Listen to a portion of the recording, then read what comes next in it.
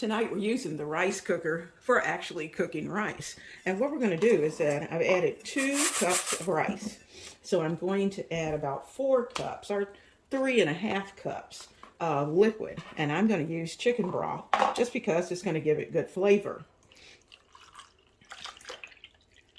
So that's 1.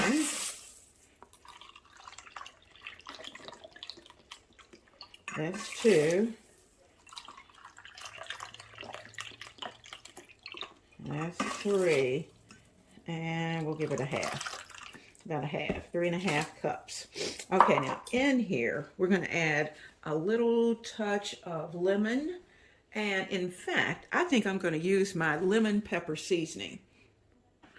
All right, I got my lemon pepper. We're going to add about a teaspoon of it because it's pretty intense. And you know, I like pepper. So we're going to add that. Give that a good stir. I'm going to get it onto the rice cooker. And we're going to let that cook while we prepare the rest of our dinner tonight. I love budget-friendly meals. I got a 20-pound bag of rice. And I'm stretching that baby as far as I can. So let's see what we can do tonight. I'm going to add a tablespoon of salted butter. We're going to put it on the rice cooker and add the top. And our rice will be ready all on its own. There we go. She's ready to go. Tonight, along with that rice, we're going to have steak. And you know, the cost of steak today has just been through the roof. So I found 1 steak. We're going to do something special to it so that we can stretch that steak. And that 1 steak that would normally be for 1 person is going to end up for 2. I'm starting with several layers of paper towel on my cutting board. And I'm going to place the steak directly on that paper towel so that if there are any juices or whatever that may be, that may come out of the steak, we can certainly soak it up. All right, so there's our steak. And what we're going to do is that we're going to use a mallet. Here's our big mallet. It's quite heavy. Now, if you don't have a mallet, you could certainly use your rolling pin. Back in the day, that's what people used. They used the rolling pin in order to tenderize their steak. Now we're going to tenderize this as well as we're going to stretch this so that we have 2 very nice pieces of meat. They will seem almost as big as what you see right here in front of you. Now let's go.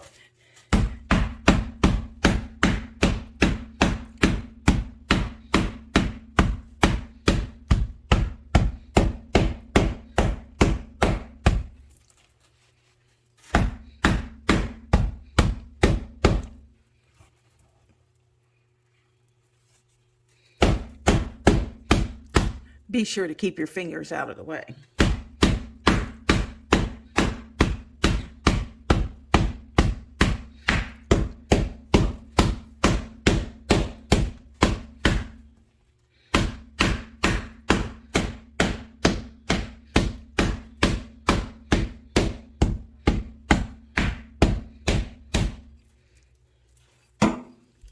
Now, let's see what we have. Okay, take the paper towel off. If you have any little lingering pieces, just pick those up. Okay, there we go. Got 1 little piece right there. See how that just stretched it out? So really, I could probably feed 3 people very easily. But we're going to stick with just making 2 nice-sized steaks. All right, so I'm going to get my knife. We're going to cut it right here in the center.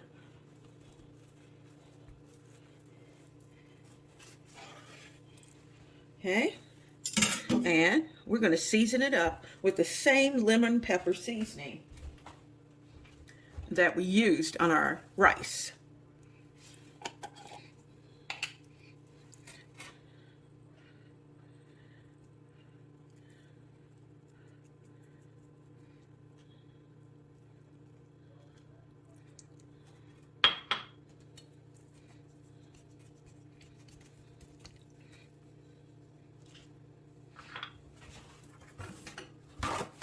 I'm going to take my paper towel on this side, use my mallet, and pound that seasoning in. Okay, then lift it, go to the other side, and do the same.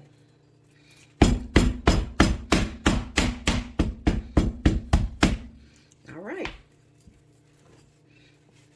Okay, now we're going to turn this over.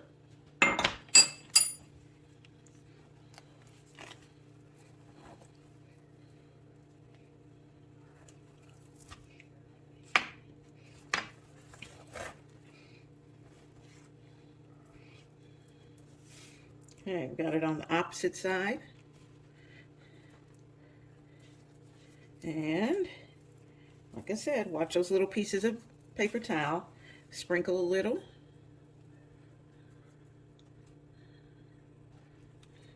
And do it again.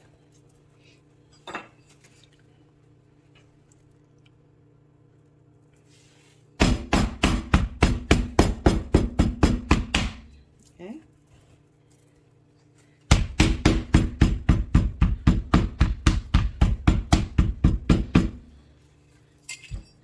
All right. Our steaks are ready to go into the cast iron skillet. Cast iron really is the best vessel for making steaks because it just browns and crisps up the ends of the steak so nicely. So let's get them ready. We're going to get the fire on our cast iron and get it screaming hot. So I have it on high, and once it's screaming hot, we're going to add a little bit of oil and some butter to the skillet. Now let me just say that you don't have to add oil to the pan. Technically, I could just get the cast iron skillet nice and hot, put the steak in, and then just let it cook, and it would cook just fine. But because I like the taste of olive oil and butter together, that's the reason why we're adding both.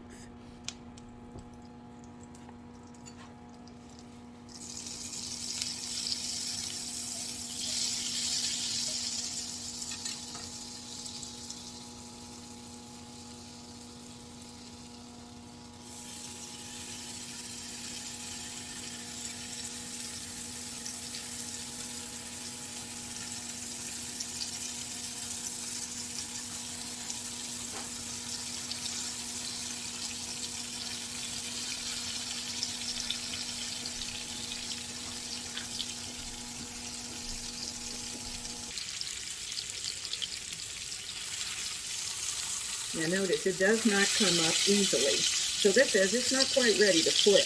When your meat comes up easily, then you know it's ready to turn. Oh, look at that. Nice brown crisp edges. Let's see how this one's doing. Part of it there. Okay, I think we can flip it as well.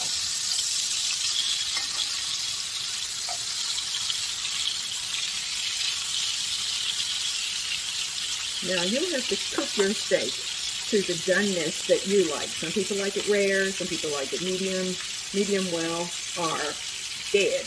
You'll have to decide which one is your choice. Now, while our steak is finishing up, I'm going to add some mushrooms. And I found this product that's called Seasoned Mushroom Medley. And if you like cooked mushrooms with your steak, then this is going to be a product for you.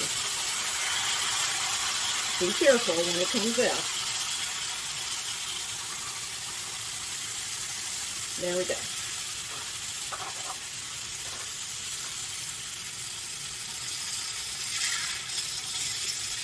I'm going to spread these around the skillet.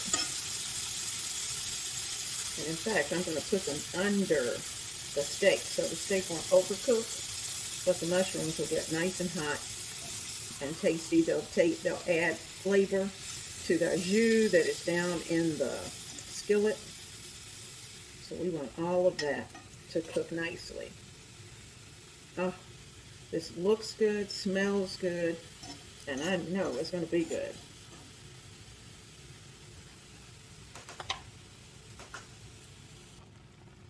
going to add just a dash of Lee and Perrin's Worcestershire sauce because it just gives a steak good flavor.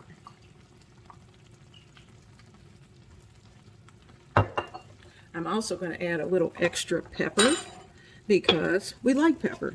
Now, whether or not you decide to do that, that's kind of up to you and your family, but we do like a little pepper. So I'm going to add a little bit of that, just a little pinch.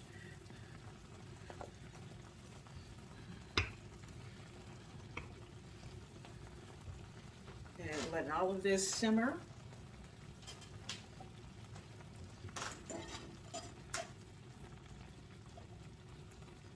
Give this steak one more flip. Almost lost him.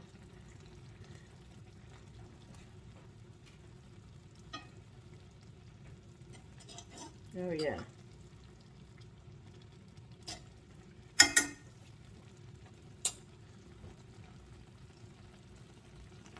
I'm going to remove the steak to my oven safe bowls. Put them right over there. And here's the other one. One. There's the second one. And you see we've got all this mushroom goodness that's down here at the bottom. Now what I'm going to do is that I'm going to add a couple of teaspoons of my oven toasted flour. And we're going to make a gravy. Now the nice thing about an oven toasted flour is that it will thicken very nicely.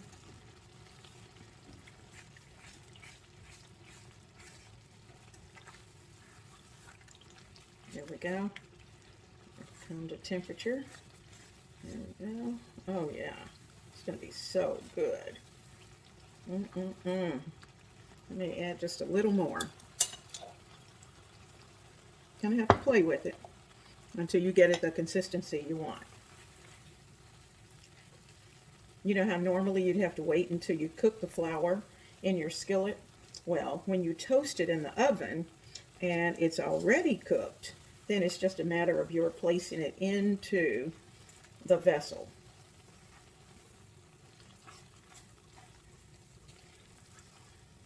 Okay. All right, it's nice and thick.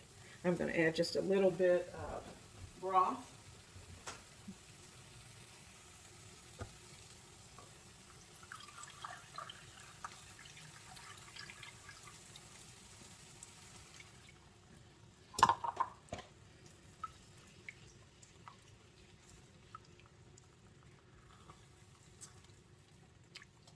And we're going to make our gravy. There we go. Oh yeah, this is going to be so good. I'm going to add a little more liquid. This time I'm just going to add water.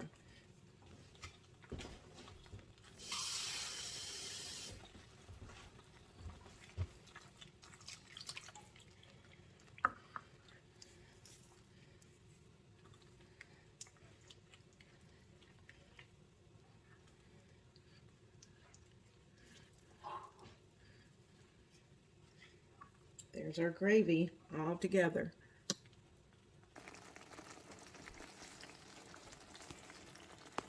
Notice how quickly that gravy came together. Oven toasted flour works. So we've got our own homemade mushroom gravy. No cream of mushroom soup.